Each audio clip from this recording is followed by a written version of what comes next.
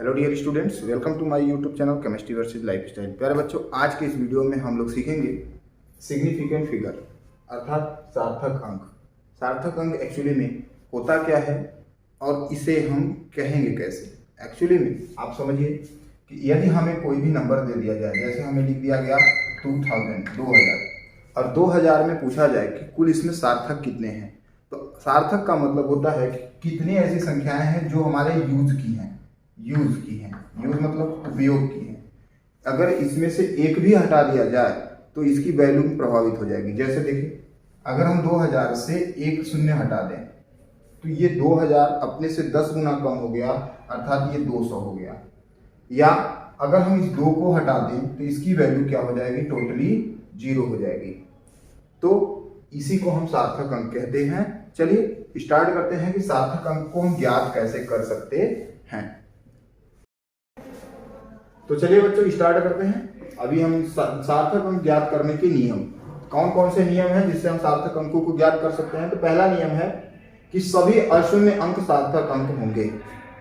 मतलब कि अगर कोई भी संख्या हमको दी है और उसमें 0 नहीं है तो सभी जितने उसमें अंक हैं सबके सब अंकों को काउंट कर लो, वही हमारे सार्थक अंक होंगे। पहला नियम। दूसरा नियम होता है कि अशून्य अंकों के बीच यदि कोई शून्य अंक भी है, अशून्य अंकों के बीच यदि कोई शून्य अंक भी है तो वो सार्थक अंक होंगे। फॉर एग्जाम्पल 2004 हमने लिखा है, इसमें कितने हैं, 2 अशून्य अंक, 4 और 2। कितने अशून्य अंक हैं, 4 और 2। लेकिन क्या सार्थक कितने होंगे, तो 2 अशून्य अंकों के बीच में भी अगर शून्य आ रहे हैं तो वो भी सार्थक अंक कहलाएंगे। अगर आप इसको दशमलव में आपको मिल रहा है, कोई और एग्जांपल ले लिया जाए तो उसमें क्या आएगा, जैसे 2.402। अब देखिए यहाँ पे पूछ दिया जाए सार्थक अंकों की संख्या कितनी है, तो यहाँ पे टोटल नंबर तो 4 हैं, टोटल डिजिट कितने हैं, 4 हैं। लेकिन अब इन 4 के बीच में एक शून्य है, तो क्या शून्य सार्थक होगा? हाँ होगा। क्यों? क्योंकि ये 2 अशून्य अंकों के बीच में पड़ा है। ठीक। नियम नंबर तीसरा आता है कि अशून्य अंकों के बाईं तरफ की, अशून्य अंकों के बाईं तरफ की संख्याएं सार्थक अंक नहीं है। ये क्या? देखिए, अशून्य अंक के या शून्य के बाईं तरफ की संख्याएं सार्थक नहीं है। दैट्स मीन कि यदि कोई, हम जैसे हमने लिखा 24, जैसा कि हम पहले ही बताया कि सार्थक अंक वो होते हैं जिसको हटाने पर हमारी वैल्यू चेंज हो जाए। हमने 2 0 लगा दिया, तो क्या ये सार्थक होंगे? क्या ये सार्थक होंगे? तो देखते हैं कि अशून्य अंक के बाईं तरफ, यानी अशून्य के बाईं तरफ की शून्य संख्याएं सार्थक नहीं होती। अशून्य अंक हो गए हमारे दोनों। अब इसके बाईं तरफ की 2 जीरोस हैं, क्या ये शून्य सार्थक होंगे? नहीं। क्यों नहीं? क्योंकि अगर हम इन वैल्यूज को हटा दें, ये दोनों जीरोस को हम क्या कर दें, यहां से डिलीट कर दें, तो क्या होगा? डिलीट करने के बावजूद भी हमारे इस वैल्यू पे कोई भी इफेक्ट नहीं पड़ेगा। यह 24 का 24 ही रहा। ठीक। नियम नंबर 4, ये हमें नियम नंबर 3 को अभी एक और तरीके से जानना है, इसको भी जानेंगे लास्ट में। लेकिन नियम नंबर 4 को और जान लेते हैं कि यदि अशून्य अंक के दाईं तरफ, कोई अशून्य अंक है, उसके दाईं तरफ अगर 0 आ गया, जीरो नंबर, शून्य अंक आ गया है, तो वह भी सार्थक अंक होगा। जैसे कि अभी हमने पहले स्टार्टिंग में ही दिखाया कि यह 2 है और इसके दाएं तरफ हमने क्या कर दिया, 3 0 लगा दिए, तो इसकी वैल्यू हो गई 2000। अगर ये 2 0 लगता तो कितनी वैल्यू होती, 200। यानी इससे इस पे इफेक्ट पड़ रहा है, अर्थात इसमें सार्थक अंकों की संख्या कितनी हो गई, 4। अब इन दोनों नियमों का एक आप लोग को मूल नियम देते हैं। वो नियम क्या है? चलिए इन दोनों नियमों को आप लोग क्या यहाँ पे काउंट करके रखेंगे, उसके बाद भी देखेंगे। इन दोनों नियमों से एक नियम बना के आता है आपके सामने। पहले हम एक और नियम जान लेते हैं कि घात के रूप में लिखने पर 10 या घात के अंक सार्थक नहीं होते। घात के रूप में लिखने का मतलब क्या है, इसको अभी रूप में लिखने का क्या मतलब होगा? जैसे कोई भी नंबर हो गया हमारे पास 2400, इसको लिखने का यही हमारा मूल नियम है, जिसको कहते हैं 5वां नंबर मोस्ट इंपॉर्टेंट नियम है। क्या होगा? घात के रूप में लिखने पर 10 या घात के अंक जो होते हैं वो सार्थक नहीं होंगे। अर्थात जैसे 2400 है तो 2400 को हम लिख सकते हैं 2.4 इंटू 10 के पावर 3। इसका मतलब क्या हुआ, ये हम इसे बोलते हैं वैज्ञानिक रूप या चरघातांकी रूप। अभी जिसको लिखना नहीं आता उसको लिखना मैं बताऊंगा। तो देखिए कि 2.4 गुणे 10 के पावर 3 की वैल्यू ही होती है 2400। तो इसमें सार्थक अंकों की संख्या कितनी है, तो इसमें कुल सार्थक अंकों की संख्या मात्र और मात्र 2 है। बच्चों अभी आपके सामने यहाँ कंफ्यूजन आएगा, क्योंकि अभी आपने कहा कि अशून्य अंक के दाईं तरफ के सभी शून्य सार्थक अंक होंगे, और यहाँ अशून्य अंक के दाईं तरफ 2 शून्य थे, फिर भी ये सार्थक अंकों की संख्या कितनी आ गई, 2। तो कौन सा सही होगा या नहीं। नेक्स्ट में क्या आएगा देखिए, इसी नियम का अभी हम ये तीनों नियमों का एक आपको मूल नियम देते हैं, जिसको हम लोग अपनी भाषा में कहते हैं कक्का का नियम। तो कक्का का नियम क्या है, देखिए हमारे कक्का का नियम है कि यदि हमारे पास कोई स्केल द्वारा मेजर किया हुआ मान आ गया, जो वैल्यू आई है, मान आया है, वह किसी भी स्केल का है। स्केल मतलब किसी मापक यंत्र का। तो यदि मापक यंत्र में उसकी जो अल्पतमांक है वह 0 के बाद यानी मिनिमम कितने अंक तक वो माप सकता है, अगर वह 10वें अंक तक माप सकता है, या 0 के बाद वह 100वें अंक तक माप सकता है, या 0 के बाद वह 1000वें अंक तक माप सकता है, उसी के आधार पर यह निर्धारित किया जाता है कि जो हमारा मापक स्केल है उसके द्वारा दी गई वैल्यू का सार्थक अंक कितना है।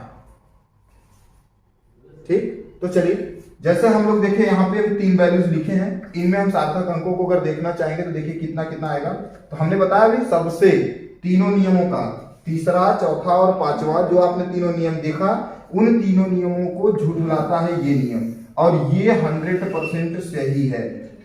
क्योंकि अगर आपको एग्जाम में कभी भी आ रहा है, आप एग्जाम में अगर इसको क्लिक टिक कर रहे हो, तो आपको यही करनी है इसी के अकॉर्डिंग, ना कि आपको उस पुराने नियमों को ही पढ़ना है। ठीक, तो हमारा पहला नियम क्या आता है, देखिए ये लास्ट वाला और सबसे मूल नियम है। जैसे 0.1 है, इसको हम सबसे पहला काम करते हैं, इसे हम लिखते हैं चरघातांकी रूप में। तो चलिए जान लेते हैं सबसे पहले कि चरघातांकी रूप में लिखते कैसे हैं। इसको तो अभी हम बता देंगे, लेकिन अभी आप इस वीडियो को पूरा देखिएगा। क्या होगा यहाँ कि 0.1 को हम लिखेंगे तो यहाँ होगा 1.0 इंटू 10 टू द पावर -1। ये हमारा आएगा, क्या वैल्यू आएगी इसकी, 0.1 की। अब यहां पे आप नियम पढ़े हैं अभी कि जो अगर घात के रूप में हो या 10 का बेस हो, वह हमारे सार्थक नहीं होते। तो दशमलव संख्या के पहले जस्ट हमारा केवल एक ही ऐसी वैल्यू है जो कि सार्थकता को दर्शाती है, बाकी कोई वैल्यू ऐसी नहीं है जो सार्थकता को दर्शाए। तो अर्थात इसमें सार्थक अंकों की संख्या कितनी हो गई, 1। ठीक, इसी तरीके से अगर हम 0.01 के बारे में लेते हैं तो इसमें देखते हैं कि 0.1 लिख सकते हैं, 1.0 गुणे 10 के पावर, यहां पे 2 शून्य था तो -2। अब क्या हो जाएगा, इसमें हम भी सार्थक अंकों की संख्या देखेंगे तो इसमें भी सार्थक अंकों की संख्या आएगी, वो भी आएगी कितनी, 1। ठीक है, तो यही नियम हमारा मूल नियम कहलाता है। इस नियम के अकॉर्डिंग ही आपको किसी भी कंपटीशन में, एग्जाम में, कहीं भी अगर आपको जरूरत है तो आप इसी नियम का ही पालन करेंगे, ना कि हम अभी जो बताएं कि बाएं तरफ या दाहिने तरफ या बीच में, उस नियम का कहीं भी पालन नहीं किया जाता। हाँ, अभी आपका अब यहाँ क्वेश्चन आना होगा कि सर हमारा जो अभी ये वैल्यू है कि यहाँ पे 2.04 लिखे हैं, क्या इसको भी हम कन्वर्ट कर सकते हैं? तो हाँ बेटा, अगर इसको भी करना चाहेंगे 2.402 में, आप इसको कन्वर्ट करना चाहेंगे 10 टू द पावर में, तो क्या होगा, इसे हम नहीं कर सकते, क्योंकि ये ऑलरेडी नियम के अकॉर्डिंग ही लिखा है। इसे लिखना है तो हम 10 के पावर 1 लिख सकते हैं, सॉरी 10 टू पावर 0। अर्थात हम जानते हैं कि something power 0 is equal to 1। अब 1 से मल्टीप्लाई करना है, हमें इसे साइंटिफिक फॉर्म में या एक्सपोनेंशियल फॉर्म में लिख सकते हैं। ठीक, तो चलिए अब हम लोग जानते हैं कि हम किसी भी नंबर को एक्सपोनेंशियल फॉर्म अर्थात चरघातांकी रूप में या वैज्ञानिक रूप में किस प्रकार से लिख सकते हैं। रोक दो। तो चलिए बच्चों, अभी हम लोग जानते हैं कि किसी भी संख्या को चरघातांकीय रूप या वैज्ञानिक रूप में कैसे लिखा जाता है, लिखने की क्या ट्रिक है, कैसे हम लोग लिखते हैं, एक्चुअली में ये कहाँ पे लिखना होता है। जैसे अभी हमको मान लीजिए कि कोई भी वैल्यूज हमारे सामने दे दी जाए, जैसे अभी आप लोग क्लास 8 में पढ़ रहे होंगे तो आप लोगों के सामने तमाम ऐसे क्वेश्चंस आए होंगे कि किसी भी एक वायरस के ग्रुप में इतने तमाम वायरस हैं, उनको आप वैज्ञानिक पद्धति में लिखिए। जिसमें कि अभी हम लोग पढ़ते हैं कि हम लोग नंबर सिस्टम पढ़े हैं, तो नंबर सिस्टम में इकाई, दहाई, सैकड़ा, हजार, 10,000, लाख, 10 लाख पढ़े हैं, लेकिन ये कितना पढ़े हैं हम लोग, इतनी ज्यादा वैल्यूज को हम लोग लिख नहीं सकते। कहीं पे लिखना होगा अगर हमें, तो मान लीजिए एक के आगे एक 10, 15, 20 जीरो आ गए तो आप उसको पढ़ना आपके लिए कठिन हो जाता है। तो उसे हम कैसे लिखेंगे, तो उसे लिखने के लिए हम लोगों को वैज्ञानिक पद्धति या वैज्ञानिक रूप अर्थात चरघातांकी रूप का ही पालन करना होता है। अगर आपके प्रश्न में चरघातांकी रूप या वैज्ञानिक रूप दोनों में से किसी भी तरीके का नाम आ जाता है तो आप इसमें कंफ्यूज नहीं होंगे, क्योंकि दोनों सेम मेथड है और दोनों के करने की तरीके भी सेम है। तो चलिए अभी हम मान लेते हैं, जैसे हमारे सामने ये छोटे से हमने क्वेश्चन को लिया है कि 0.002 इसको पूछा जाए आपसे, मान लीजिए एक और अंक लगा देते हैं, 2 4 हो गया। अब इसके बाद आपसे कहा जाए कि इसे हमें वैज्ञानिक रूप में या चरघातांकी रूप में लिखना है, तो किस प्रकार से लिखेंगे। तो देखिए सबसे पहला काम हमको करना कुछ और नहीं होता, आप लोग कर क्या सकते हो, सीधे एक अशून्य अंक को पकड़ लो, कहीं भी अगर उसके दशमलव के बाद जहां है कहीं इतने पीछे जाओ जब तक कि कोई एक अशून्य अंक आपको ना मिल जाए। कहां मिलेगी, इधर से पीछे जाएंगे तो हमको एक अशून्य नॉन जीरोज नंबर 2 है, 2 मिल गया, जो कि अब इसके बाद क्या करेंगे, इस दशमलव को वहां पहुंचाएंगे, पहुंचा दिया। अब उसके बाद जो हमें नॉन जीरोज या सार्थक नंबर्स दिख रहे हैं, अंक दिख रहे हैं, उनको लिख देंगे। जैसे इसके बाद अगर हमें कोई सार्थक है तो वो है केवल और केवल 4, तो हम इसको लिख देंगे। अब लिखने के बाद क्या करेंगे, हम देखेंगे कि हम एक्चुअली में दशमलव को किधर से किधर गए हैं। हम देख रहे हैं हम बाएं से दाहिने की तरफ बढ़े हैं, बाएं से दाहिने की तरफ हम लोग जा रहे हैं दशमलव को लेकर। तो जितने अंक जब हम बाएं से दाहिने जाएंगे तो क्या करेंगे, हम यहाँ पे 10 टू दी पावर जितने डिजिट हम दाहिने जा रहे हैं उतना माइनस में लिखेंगे। दाहिने जाएंगे तो माइनस में लिखेंगे, बाएं जाएंगे तो प्लस में लिखेंगे। ठीक, तो अब हमें आशा है कि आपको ये समझ में आई होगी। तो चलिए फिर आगे बढ़ते हैं, जैसे कोई और एग्जांपल ले लेते हैं, 0.00235 इसको हमने ले लिया, एक और अंक बढ़ा देते हैं, इधर 0 कर देते हैं। अब आपको समझ में आ रहा होगा कि इसको हम किस तरीके से सॉल्व करेंगे, इस तरीके इसको कैसे वैज्ञानिक पद्धति में लिखेंगे। तो देखिए हम क्या बोले अभी कि दशमलव को हमको कहां तक लेके जाना है, जब तक हमें कोई अशून्य अंक न मिल जाए। कहां मिल गया, 2 मिलेगा, तो हम 2 लिख लेते हैं।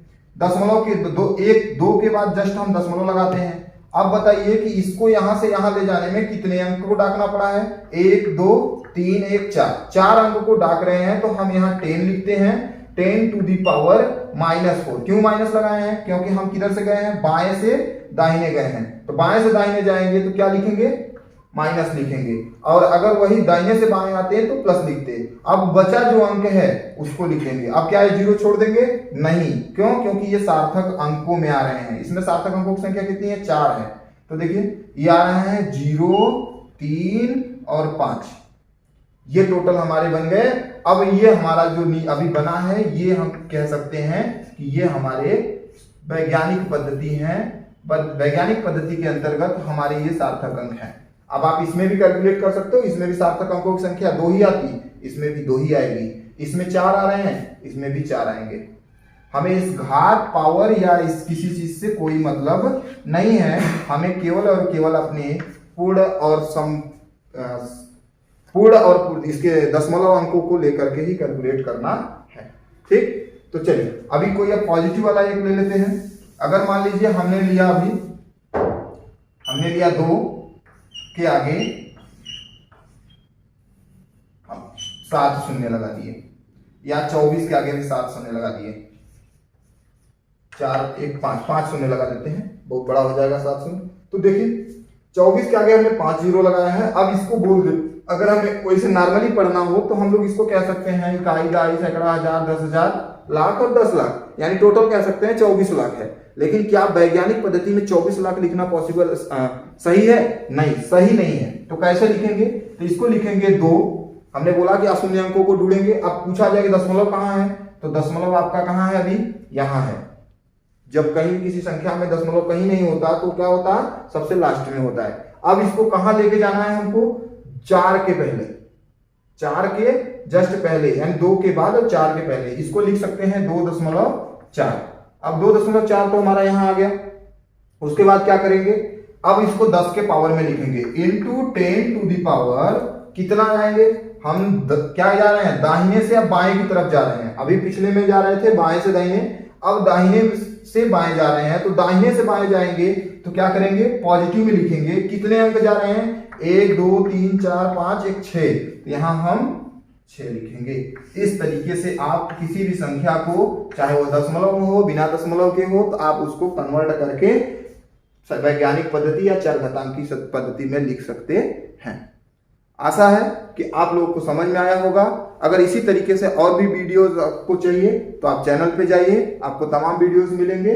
और अगर अभी उसमें आपको आपके कुछ भी क्वेश्चंस रह जाते हैं तो आप कमेंट कीजिए। यदि आपको और भी आवश्यकता है तो आप मेरा व्हाट्सएप नंबर 9696288752 पर आप कमेंट या मैसेज कर सकते हो, जिससे आपको आपकी जो डाउट्स होंगे उनको क्लियर कर दिया जाएगा।